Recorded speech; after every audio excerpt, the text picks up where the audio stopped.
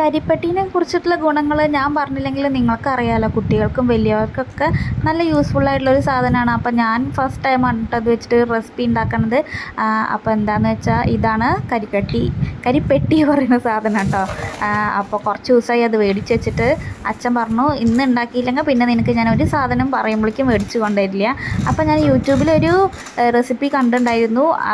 അത് കണ്ടതിന് ശേഷമാണ് എനിക്കിങ്ങനെ ഉണ്ടാക്കണം എന്ന് വിചാരിച്ചത് കേട്ടോ. കർക്കിടക മാസത്തിലൊക്കെ അതിങ്ങനെ കഴിക്കാൻ നല്ലതാണെന്നൊക്കെ കേട്ടു.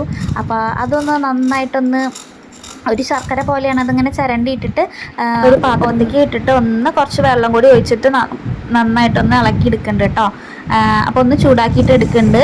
കുറച്ച് വെള്ളം യൂസ് ചെയ്യുന്നുള്ളൂ കേട്ടോ. പിന്നെ ഇത്തിരി ചെറുപയർ വേവിച്ചതുണ്ടായിരുന്നു, അതും കൂടി ഇട്ടിട്ട് നന്നായിട്ടൊന്ന് മിക്സ് ചെയ്തു കേട്ടോ. പിന്നെ ലാസ്റ്റ് കുറച്ച് തേങ്ങയും കൂടി ഇട്ടപ്പോൾ നല്ലൊരു സ്നാക്സായി. കുട്ടികൾക്കൊക്കെ ഭയങ്കര ഇഷ്ടമാവും കേട്ടോ.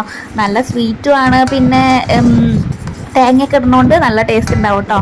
ഞാൻ ഫസ്റ്റ് ടൈമാണ് അപ്പോൾ ഇങ്ങനെ ഒരു റെസിപ്പി ട്രൈ ചെയ്യണത്.